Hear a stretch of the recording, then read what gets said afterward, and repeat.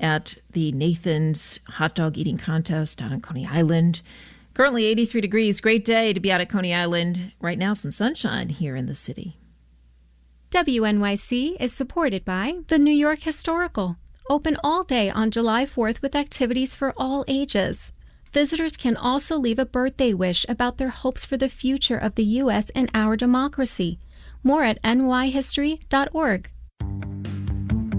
WNYC, independent journalism in the public interest. 93.9 FM and AM 820. NPR News and the New York Conversation.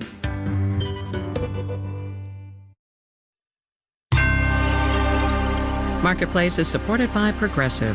Progressive Commercial Insurance offers personalized rates and customizable coverages for your business vehicles. More at progressivecommercial.com. Despite the short holiday week, there's plenty of news to talk about. From American Public Media, this is Marketplace. Marketplace is supported by Commvault, helping companies discover the minimum data, apps, and functionality they need to remain viable and stay in business after an attack so they can become a continuous business.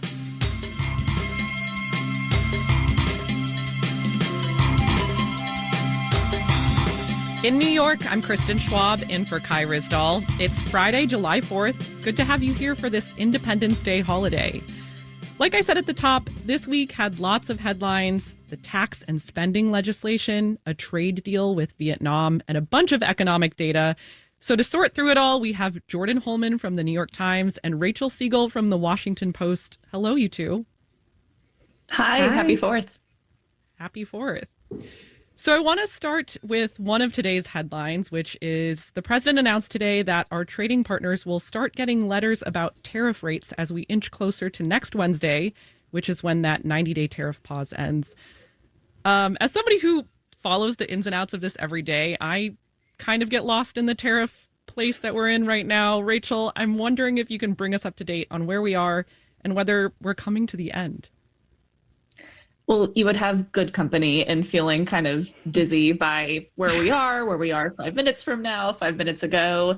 And the answer is there is still a really long way to go. Trump has suggested that July 9th deadline isn't going to move, that they're going to start sending out, these notices saying, hey, here's what's coming for you next week. And that covers a lot of countries that these negotiations haven't been finalized with, and also a lot of countries that have made headlines. You mentioned Vietnam this week, where there's still a lot of details yet to be hammered out. So this is, a major prong of the administration's agenda. And with just a couple days to go, it's not like there is a whole stack of papers with the really specific details of these negotiations in hand. There's a long way to go for dozens of countries, and it seems like that deadline is really going to stick. Well, I want to talk a little bit about the effects because related, the jobs report yesterday was better than expected. And in the last several months, when I've talked to business owners, policy experts, economists, they've told me month after month that, the tariffs will show up in prices, they'll show up in hiring. But it doesn't seem like top line we're really seeing that. Rachel, does that mean we're safe? Or are we still waiting for something to happen? I think we're in this sort of never-ending waiting game. And it's interesting to me, I know we all look at a big dashboard of indicators to try and answer questions like that. You see it show up in some places. You see, consumer sentiment numbers or business sentiment really dour because of the tariffs that have already been announced, or the sense that they're really going to start to break through to prices. I was at REI last weekend changing out a helmet, and they said that they've had a whole list of items that have just spiked in price. But we aren't really seeing the same things in the aggregate inflation numbers. We're still seeing solid jobs numbers. So it's almost like it shows up in some places, but not in others. And you even got the Federal Reserve saying that they can't really make decisions about what to do about interest rates until they get more of a clear picture there too. Did it show up in your helmet purchase?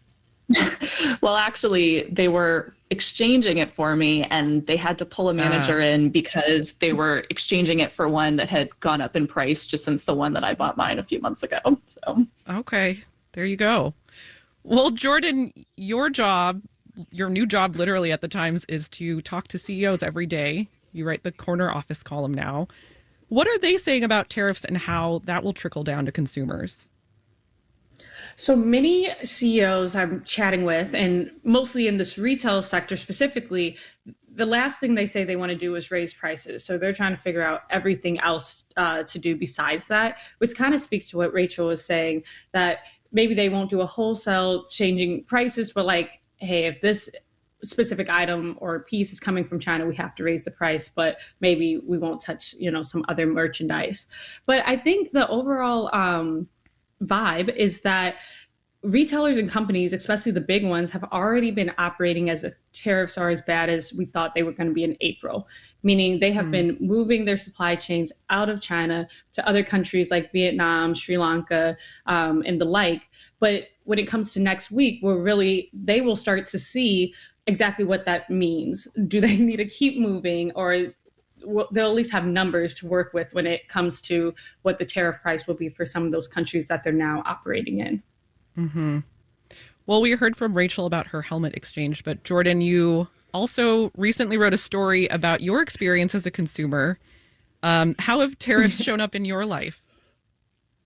So I am planning a wedding, and I have quickly just realized, thank you. I've quickly realized the cost of things for weddings, but specifically was looking at the wedding dress industry. And the majority of our dresses in the U.S. come from China.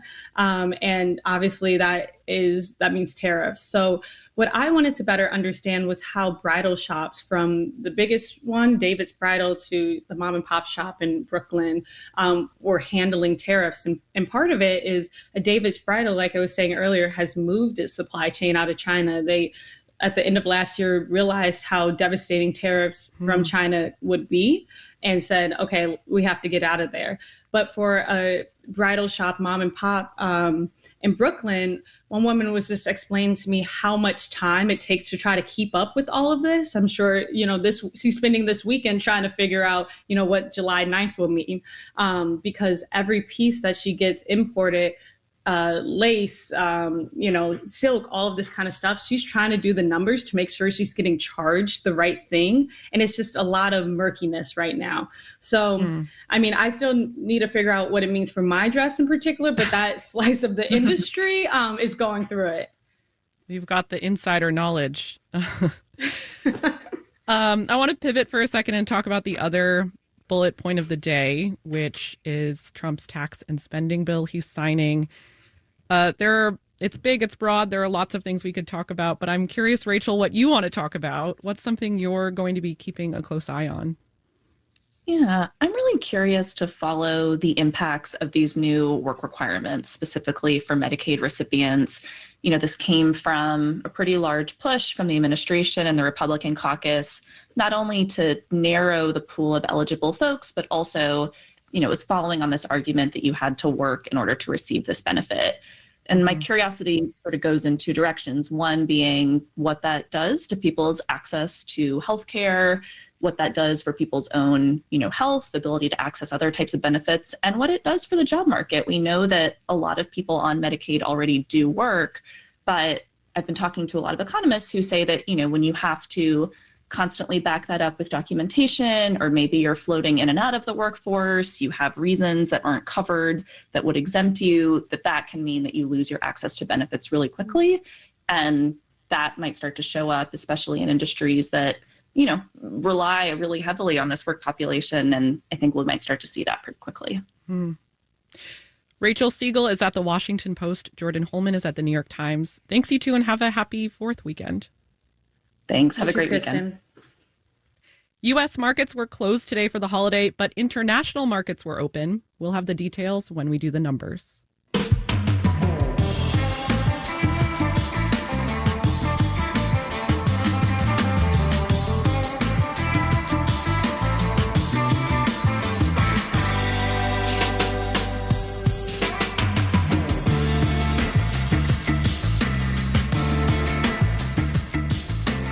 We talked a bit about the better than expected jobs report at the top of the show, but we're going to dig deeper for a moment here because as we reported yesterday, the increase in hiring was mostly in local government.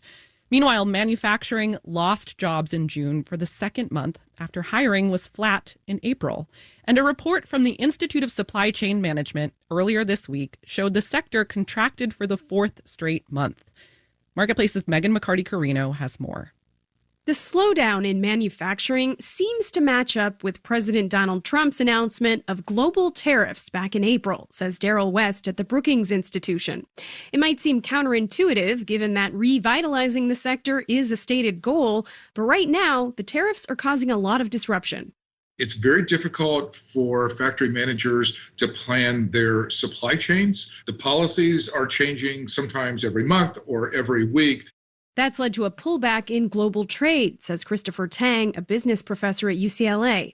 You can see the ports in Los Angeles and Long Beach has been quiet. So I think everything is in a holding pattern. He says both imports and exports have slowed. Manufacturers in the U.S. often use components from abroad, and retaliatory policies in other countries have softened demand for U.S.-made goods. But the effects of tariffs are hard to predict, says Daniel Zhao, lead economist at Glassdoor. There isn't necessarily a clean answer because it's going to depend company by company. He says some domestic producers have seen business surge as buyers seek to avoid tariffs. And it's hard to disentangle the recent slowdown from sluggishness over the past couple years or the long-term losses over decades.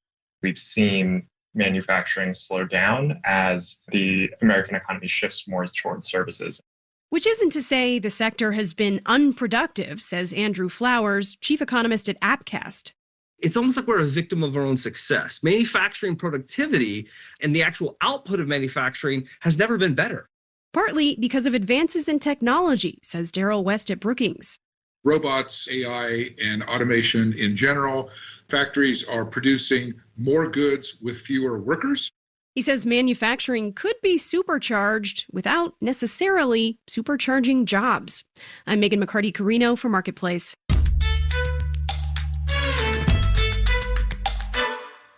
For the last several months, I've been working on a series called Lived Economies. I'm keeping up with a bunch of different people, from steelworkers to pharmacists, from adults just entering the workforce to people in retirement, to get a better sense of what Americans' financial lives are like and how they change over time. One of the first people we introduced you to is Ashley Ayala. She's 36, an insurance appraiser outside of Austin, Texas. And one of the big things that's been on her mind is home ownership. Ashley joins me now. Ashley, it's been a while. It has been a while. Let me remind people about where you were the last time we talked. In the story where we introduced you to our listeners, I guess the end of the story, we were literally sitting right at your apartment, you, me, and your boyfriend, James. We had just gotten back from house shopping. James owns land right like 4 hours away from you. Yes. In rural Texas. You had been also looking at buying a place of your own. What's happened since then? What's the house update? I still have no house. I want a house so badly. But for work, I travel 3 weeks out of the month and I am only home for 1 week. It is very hard for me to justify like the largest purchase of my life when I am only home 1 week a month. How's James? James is great. James is very happy living out in the wilderness. I am less so. And it's a huge sticking point. There is no power. And he thought that he'd be able to just like call up the electric company and have them like come and install it for a couple $100. No, it would be $50,000 to run power to the property. And it's like $15,000 to $18,000 to dig a well. And it's a tremendous amount of expenses. And I think everything is an adventure, right? Like I can figure out anything and I can entertain myself anywhere. But it is literally, there is nothing out there. I want to talk a little bit about work, especially since you mentioned that as part of the piece of you kind of holding back from buying a house. You are an insurance appraiser, right? You travel a lot. Tell us a little bit more about what you do and how that kind of impacts your daily life. Yeah, so I inspect damages to vehicles, boats, RVs, things like that after weather events, right? Like catastrophe claims. And that requires 3 weeks of travel every month. So I leave on Sunday, I return that third Friday, and it's very difficult. It's a very isolating job. Income-wise, it's great when it's great, but there are also downtimes where we're not necessarily needed to travel, in which case the extra money that I get for traveling isn't there. And that is something that also makes me very nervous. Like, I try very hard to live within my actual guaranteed salary. But when you are making $40,000 a year in travel pay, it is hard to not kind of count on that money always being there. I imagine your job is hard on your relationship and kind of your goal setting. How do you look at all that? That's a really tough one. I get 1 week at home, and in that week, I have to fit in, doctor's appointments. I have a dentist appointment. I've got to clean my house. I have to take my dog to the vet. I have to see my mom, and I've got to see my family and my friends and my boyfriend. But he now has a job where he works 6 days a week, and his only day off is Sunday, and I only have one Sunday at home. It's not that I don't love him, but it's just the logistics of it are incredibly difficult. And I still want a house with a huge kitchen island where I can host Thanksgiving, and that hasn't changed. But James wants me to move out there, but I don't see how I would ever be able to get to a position where I'm comfortable enough making that jump when I can only experience it in 1 day at a time chunks. And so now it's like, well, should I have just bought that super cute condo that had the little Harry Potter room under the stairs? Like, it wouldn't have been my dream house, but it would have been, something that I bought and something that made me happy. I really don't know. Ashley Ayala is 36. She's an insurance appraiser near Austin, Texas, and she's one of the people we've been following in our series Lived Economies. Ashley, thanks so much for catching up today. No problem. Have a great day.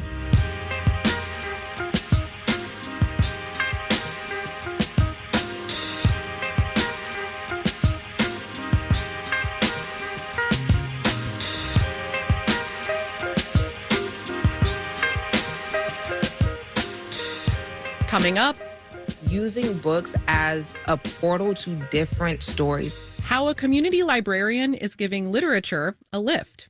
But first, let's do the numbers. U.S. markets were closed today for the holiday, so let's look at travel. AAA says a record number of travelers will venture 50 miles or more from their homes this weekend, 72,200,000 to be exact, up 2.4% over the last year. This includes people traveling by plane. Almost 5.8 million people will fly. Gas prices are down 36 cents per gallon from a year ago. AAA says the average price of a regular gallon nationwide is $3.15. In Europe, Britain's FTSE was flat, France's CAC 40 was down 0.75%, and Germany's DAX gave back 0.2%. You're listening to Marketplace. Marketplace is supported by Pure Storage, delivering a single, consistent as-a-service platform for all data storage needs across on-premises, cloud, and hosted environments. More at purestorage.com. And by ADP Research, committed to making the world of work more productive through data-driven discovery. Insights at work for the future of work. Learn more at adpresearch.com.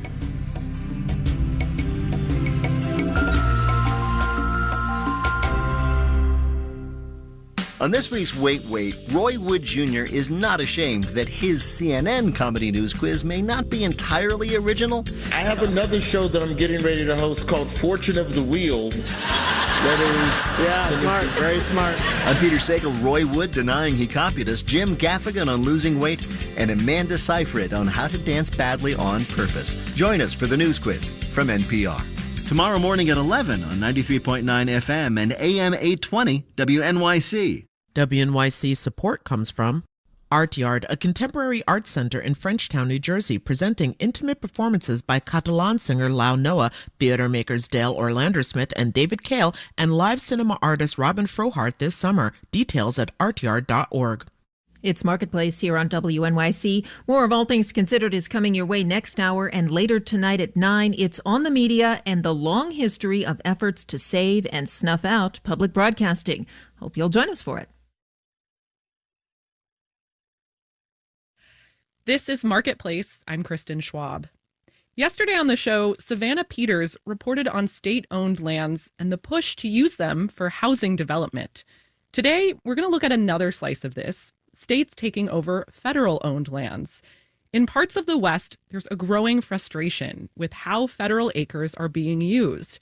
A push and pull between people who want preservation, people who want recreation, and people who want to make money. So what if individual states took over these lands? Whose priorities would win? The Mountain West News Bureau's Hannah Mersbach reports from Wyoming. Near the end of a long dirt road outside the small city of Casper, Carolyn Griffith's tan A-frame house sits in front of a towering mountainous ridge. This is the foothills of Casper Mountain. As chickadees sing, the 65-year-old says the wide-open area is pretty tranquil. But that was all turned upside down on one February afternoon last year. I noticed a backhoe going on to the state land. Land that right now is open for recreation, but is in a state trust. Griffith and her neighbors learned there was a gravel pit approved there a couple years ago. So we were all pretty shocked at that. She's worried about mining operations impacting the fragile aquifer. Others are worried about losing their place to birdwatch or walk their dogs. Things that don't exactly make the state money. State trust land is not public land. It's trust land. Jason Crowder says trust land has to be used to fund K-12 education. He used to run the office that manages the land.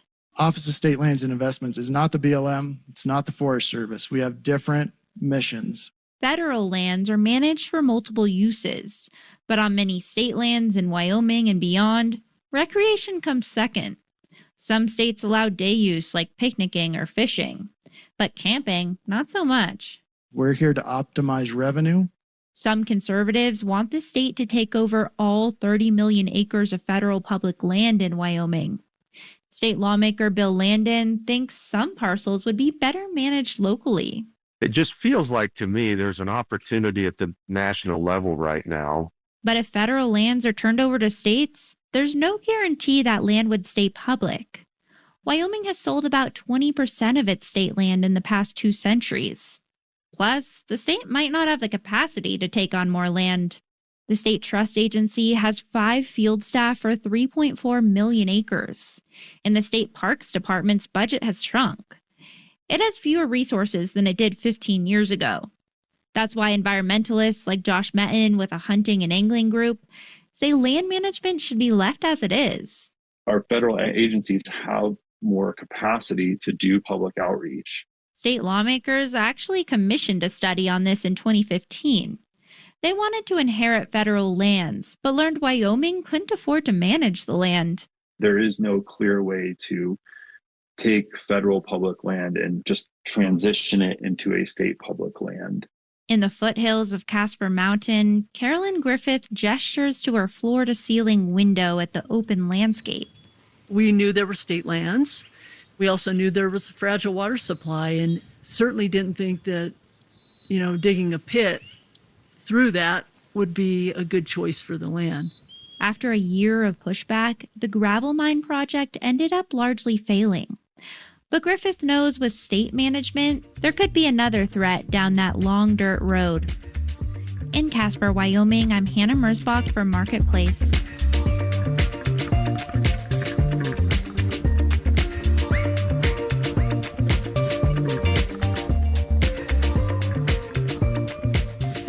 A holiday weekend is a good weekend to pick up a new book.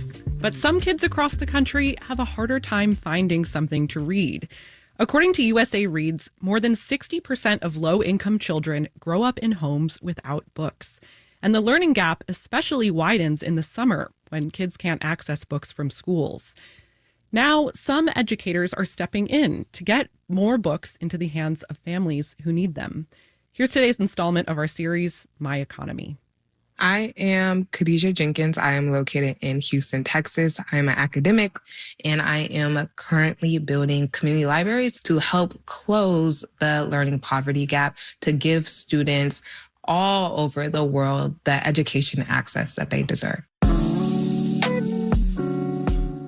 My 9-to-5 is a college and career counselor. And throughout this process, I realized that most of the students that I work with never had access to a library. And so by the time that we were working on their college applications, I noticed a lot of the writing gaps or the reading gaps. And so I decided to just make a post on Threads and talked about this experience very loosely. And overnight, it went completely viral. And so in 72 hours, I was able to have 700 books at my door to help with my students and build libraries within their areas, and expanding this to partnering with universities and local governments.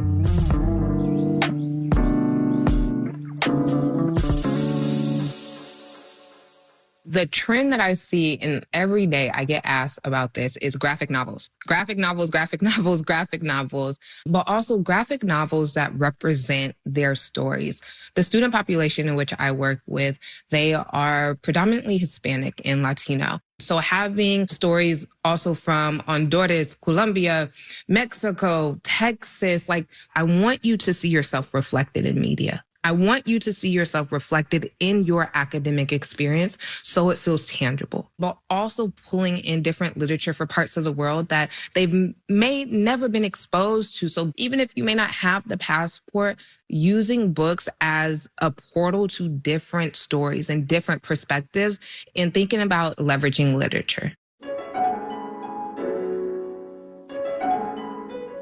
I really think about this library through a love letter to my students, to know that I care about you. I will advocate for you. I will go find the resources and bring it in simply because you are deserving. Because I'm also understanding, if I don't do it, nobody will. Because if somebody would have done it, they would have came already. Khadijah Jenkins, she's in Houston, Texas. Remember, we can't do this series without you, so tell us what's going on in your economy at marketplace.org/myeconomy.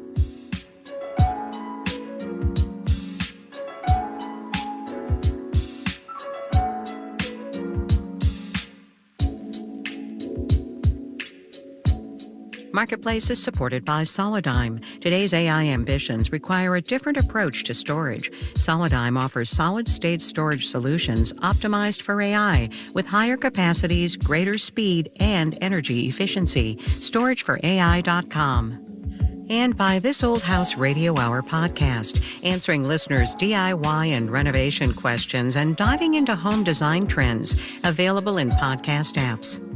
This final note on the way out today, saw this in Axios. The price of your 4th of July cookout may have gotten a lot more expensive this year, or less expensive, depending on who you ask. The American Farm Bureau's survey of grocery stores says barbecue staples are down 1% from last year. Their grocery bag includes chicken breast, beans, and potato salad. Meanwhile, the Rabobank Barbecue Index, yes, that's a thing, it says cookout costs are up more than 4.2%. That's mostly thanks to the rising prices of beef and beer. Of course, the cost you see depends on what you buy. According to a survey by Empower, this year, 32% of Americans are swapping barbecue for pizza. Our theme music was composed by BJ Liederman. Marketplace's executive producer is Nancy Fargali. Joanne Griffith is the chief content officer. Neil Scarborough is the vice president and general manager. And I'm Kristen Schwab. Have a great holiday. Have a great weekend. We'll be back here on Monday.